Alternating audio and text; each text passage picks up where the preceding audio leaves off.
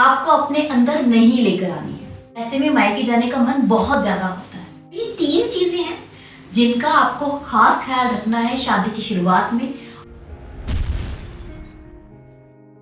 अगर आपकी शादी अभी अभी हुई है या फिर होने वाली है तो आई एम श्योर आपके दिमाग में बहुत सारे सवाल आते होंगे कि आपको अपनी वाइफ को कैसे ट्रीट करना चाहिए, उसके साथ कैसे रहना चाहिए, उसे अपने घर में कब तक रखना चाहिए, कब उसको मायके भेजना चाहिए, कितने दिनों के लिए मायके भेजना चाहिए, वगैरह वगैरह। सो अगर यही क्वेश्चन है आपके और शादी करने वाले हैं आप, तो बने रहिए मेरे साथ इस वीडियो में, क्योंकि आज आपको देने वाली हूँ आपके हर एक सवाल का जवाब इस वीडियो में। शुरू करते हैं वीडियो।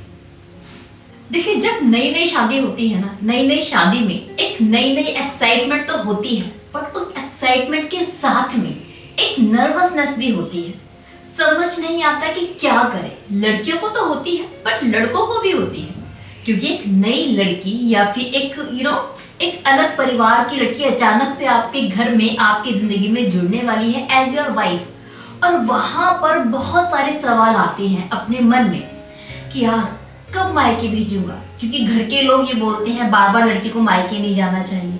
तो लगता है कि यार 1 महीने में मायके भेजे लड़की को या फिर 2 महीने में, कब भेजना है, अकेले भेजना है, कोई लेने आएगा या फिर मुझे जाना पड़ेगा, क्या मैं उसको किसी चीज के लिए रोक सकता हूँ, क्या मैं उसके लिए गिफ्ट लेकर आ सकता हूँ, मुझे अपने ससुराल में जाकर बिहेव कैसा करना है, कैसे बात करनी है, क्या मुझे ससुराल वालों से ज्यादा बात करनी है या फिर कम बात करनी है।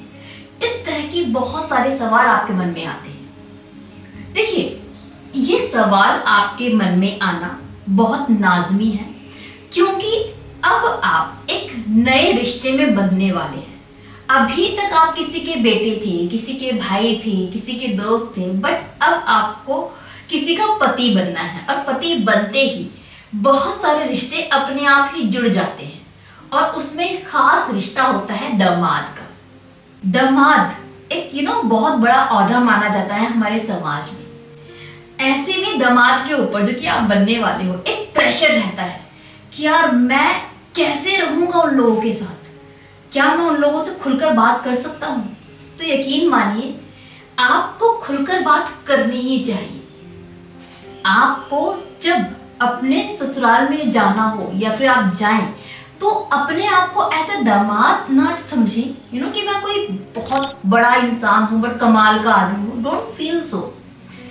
जस्ट थिंक कि जैसे उनकी बेटी अब आपके परिवार की बेटी है, आपके घर की लक्ष्मी है, वैसे ही अब आप भी इस परिवार के बेटे हैं।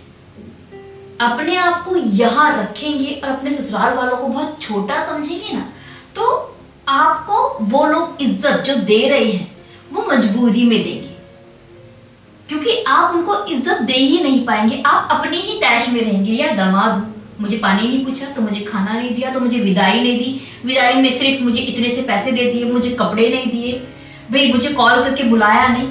इस तरह के एटीट्यूड में कभी मत रहना, क्योंकि इस तरह के एटीट्यूड में आप एटीट्यूड ही दिखाते रह जाओगे, उनके परिवार का हिस्सा कभी नहीं बन पाओगे। इस तरीके के एटीट्यूड के बाद वो रिश्ता तो निभाएंगे, भाई उन्होंने तो अपनी बेटी दी है आपको, तो उनकी तो मजबूरी है आपके साथ निभाना, बट वो मजबूरी में ही निभाएंगे, वो रिश्ता दिल से नहीं होगा। शुरुआत में ना आपको इज्जत आपके ओहदे की वजह से मिलती है, बट उसके बाद आपको इज्जत मिलेगी या नहीं मिलेगी, ये आपका बिहेवियर, आपका एटीट्यूड डिसाइड करता है। इस चीज को आपको समझना पड़ेगा। पहली बार उनके लिए इतना ही काफी है, आपकी जी हुजूरी करने के लिए, इज्जत देने के लिए दामाद आया है, इतना बहुत है। बट उसके बाद आप दोबारा जब जाएंगे, आपकी इज्जत होगी या नहीं होगी, ये डिपेंड करता है कि आप उनके साथ कैसा बिहेव करते हो, आप उनकी बेटी के साथ कैसा बिहेव करते हो, क्या आप उनको इज्जत पे करते हो, क्या आप एक बेटे की तरह रहते हो। अगर वो चीजें आपके तरफ से भी हैं, वो बेटे वाली, वो इज्जत वाली, वो वाला बिहेवियर अगर आपका है कि यार नहीं, मैं आपके सामने छोटा ही हूं जैसे आपका बाकी दूसरे बेटे, मैं वैसा ही हूं, तो मुझे महाराजा की तरह मत समझो, मैं आपके परिवार का हिस्सा हूं। अगर आप ऐसा बोलने वाली बात नहीं है, बिहेव करेंगे, ऐसा फील उनको देंगे ना, तो आपका उनके साथ में एक बहुत गहरा कनेक्शन जुड़ जाएगा, एक रिश्ता, एक बॉन्डिंग बन जाएगी। पहले तो आपको ये समझना है। बट अगर स्टिल आप कंफ्यूज्ड हैं, आपको समझ नहीं आ रहा कि नहीं यार क्लियर नहीं है, तो एक शॉर्टकट तरीका बताते हैं। शॉर्टकट तरीका क्या है? आपके कोई जीजाजी जरूर होंगे, आपके घर के भी कोई दामाद जरूर होंगे। आप उनको देखिए कि वो कैसे हैं। अगर आपको लगता है कि जो मेरे जीजाजी है ना वो वर्ल्ड बेस्ट जीजाजी हैं, तो आपको वैसा ही जीजा और वैसा ही दामाद बनना है।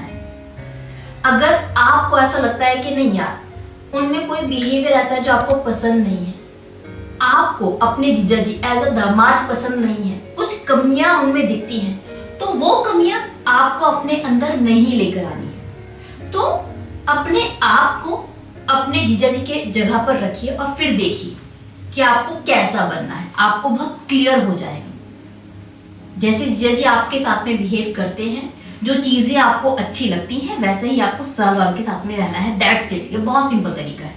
होप अब आपको समझ में आ गया हो। ये तो रही पहली चीज।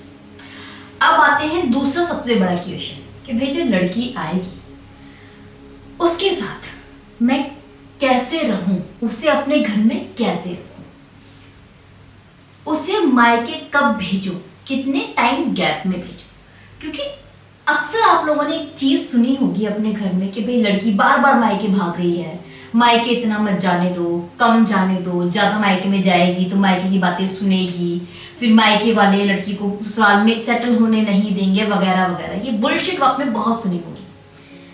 एक चीज समझिए, अगर आपको ऐसा लगता है कि आपकी वाइफ मायके ज्यादा जाएगी, ससुराल में एडजस्ट नहीं हो पाएगी, तो ये भी समझिए कि वो अपना मायका छोड़कर आ रही है हमेशा के लिए। शुरू में क्योंकि एक घर परिवार में वो 22 साल, 25 साल, 30 साल रही है, वो उसकी खुद की फैमिली।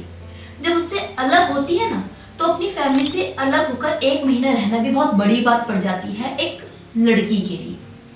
इसलिए शुरुआत में लड़कियों का बहुत ज्यादा मन होता है अपने मायके जाने का। वो हर कोई बहाना चाहिए उनको। भाई का बर्थडे है, मायके जाना है, तो घर में किसी बच्चे का बर्थडे है, मायके जाना है, घर में कोई फेस्टिवल है तो मायके जाना है। वो छोटी छोटी बातों पे मायके भागती है। इस चीज से इरिटेट होने की जरूरत नहीं है। It happens in the starting. क्योंकि एकदम वो परिवार छोड़ के आई है, वो दूर रहने का एहसास वो उनको बहुत ज्यादा याद करवाता है अपने मायके की। ऐसे में मायके जाने का मन बहुत ज्यादा होता है। धीरे धीरे जो आपका परिवार है ना वो उसका बनेगा, एकदम से नहीं बनेगा। वो धीरे धीरे आपके घर में एडजस्ट होगी, धीरे धीरे वो आपकी फैमिली को अपना समझ पाएगी। और तभी समझ पाएगी जब वो खुश होगी। और खुश कब होगी? जब उसके मन की वो करेगी। तो आप उसके मन का, उसकी खुशी का सोचिए, तभी वो आपके मन की काम कर पाएगी, आपकी खुशी के बारे में सोच पाएगी, आपकी फैमिली के बारे में सोच पाएगी। अगर आप ये सोचते हैं कि भाई इसको अब आ गई है ना तो 2 महीने तक या 4 महीने तक घर में रखो, कहीं नहीं जाने देना है, वो कह रही है, समझा रही है कि आप मिला लाओ, मन है मिलने का, नहीं समझते हो, तो वो आपको क्यों समझेगी? वो आपकी फैमिली के बारे में क्यों सोचेगी? वो बस इसी फील में रहेगी, इस दुख में रहेगी कि यार मुझे अपने मायके की याद आ रही है, ये इंसान लेकर नहीं जाता, ये मुझसे आर्ग्यू करता है, ये मुझे समझता नहीं, ये मुझसे बहस करता है, ये चिल्लाता है। तो वो गुस्से में, वो दुख में रहने वाली है। और जो लड़की खुद दुख में है, खुद गुस्से में है, वो आपके घर में क्या ही खुशियां फैलाएगी। तो इस चीज को आपको समझना पड़ेगा। बट इसका मतलब ये भी नहीं है कि आप बिना किसी बात के हर बात मायके लेकर भाग रहे हैं। उस चीज को एडजस्ट कीजिए, थोड़ा सा उसके मन की भी समझिए। जब आप नहीं लेकर जा पाए, आपकी भी मजबूरी हो सकती है कि आप पे टाइम नहीं है या कोई और बात है, तो आप प्यार से समझा दें कि इस बार पॉसिबल नहीं है, अब लेकर चलूंगा।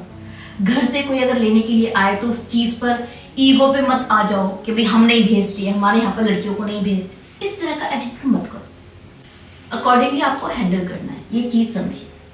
इसके साथ अनदर क्वेश्चन जो आता है कि अपनी वाइफ के साथ में, जो नई नवेली वाइफ है जिसको आप ज्यादा जानते भी नहीं है क्योंकि अरेंज मैरिज है, उसके साथ कैसे रहें, कैसे ट्रीट करें, कैसा बिहेव करें। ज्यादातर केसेस में लड़कों को समझाया जाता है कि भाई वाइफ को सर पे मत चढ़ा लेना, शुरू में लड़की है, ज्यादा बातें मानोगे तो सर पे तांडव करेगी, चंडी बन जाएगी, वगैरह वगैरह। ऐसी बहुत सारी बातें होती हैं। यहाँ पर मैं एक चीज कहना चाहूंगी कि हर एक इंसान अपने एक्सपीरियंस के हिसाब से आपको एडवाइस देता है। सबके एक्सपीरियंसेस अलग है। वो जो कह रहा है, जो उसके लिए सच है, जरूरी नहीं आपके रिश्ते पर भी वो अप्लाई। पहली चीज तो ये। दूसरा, जमाना बदल चुका है। जो आपके पेरेंट्स बोलते हैं ना कि भी बात मत मानो, उसकी कहना मत मानो, उसके मन की मत करो, थोड़ा कंट्रोल में रखो, थोड़ा दबा के रखो, वो उस टाइम पर चलता था जब उन लोगों की शादी हुई थी। आज के टाइम पर चीजें बदल चुकी है। यहाँ पर बात इक्वालिटी की होती है। आप जिस लड़की को लेकर आ रहे हैं वो भी एजुकेटेड है, वो भी पढ़ी लिखी है, वो भी इंडिपेंडेंट है। आप अगर उसे दबाने की कोशिश करेंगे, उसको ये बताने की कोशिश करेंगे तुम मेरे घर में हो, मैं मर्द हूँ, तुम्हें मेरी बात सुननी पड़ेगी, ऐसा बिहेव करोगे ना तो वो भी आपको नहीं समझेगी। फिर वो भी ऐसा ही एटीट्यूड आपको दिखाएगी कि मैं भी इक्वल हूँ, मैं भी अपने मन की करूंगी, करके दिखाओ तुम क्या कर सकते हो। तो एटीट्यूड को, इस जो ईगो है ना, ये मर्द की जो ईगो है, उसको साइड करना। अगर आप उसे समझेंगे तभी आप उसे समझा पाएंगे। जब आप 2 बार झुकेंगे तभी आप 2 बार उसको झुका पाएंगे। जब आप प्यार दिखाएंगे तभी आपको उससे प्यार मिलेगा। आपको सिर्फ इतना ही रखना है उसके साथ में, यही सोचना है कि जो भी आपको उससे चाहिए पहले आप उसे दो। चाहे वो रिस्पेक्ट हो, चाहे वो प्यार हो, चाहे वो केयर हो, चाहे वो अंडरस्टैंडिंग हो। शुरुआत आपको करनी पड़ेगी क्योंकि वो लड़की आपके परिवार में आई है। देखिए, आपके लिए बहुत डिफिकल्ट है, आपकी लाइफ में चेंजेस हुए हैं, एक रिश्ता बदला है, मैरिज के बाद जिम्मेदारियां आती हैं आप पर भी, आपकी वाइफ पर भी। बट जो मेन डिफरेंस है वो समझिए कि आप अपनी फैमिली में, अपने कंफर्ट जोन में हैं। आपकी जिंदगी में एक इंसान ऐड ऑन हो गया है, जो कि बड़ी चीज है। बट जो दूसरा इंसान है ना, वो बहुत सारे लोगों के बीच में आ गया है अपने लोगों को छोड़कर। उसके लिए ये चीजें ज्यादा चैलेंजिंग है। तो आपको उसका पॉइंट ऑफ व्यू भी समझना जरूरी है, तभी आप उस लाइफ को अच्छे से चला पाओगे। तो ये 3 चीजें हैं जिनका आपको खास ख्याल रखना है शादी की शुरुआत में। और आई बिलीव यही 3 क्वेश्चन हैं जो ज्यादातर आपको परेशान करते हैं शुरू की लाइफ में, शुरू की मैरिड लाइफ में। होप इस वीडियो से आपको थोड़ी बहुत हेल्प मिली हो। अगर हाँ तो प्लीज कमेंट करके जरूर बताइएगा। वीडियो अच्छी लगी हो तो लाइक करें, चैनल सब्सक्राइब करना ना भूलें। नाउ मुझे विदा दीजिए। Bye bye, take care.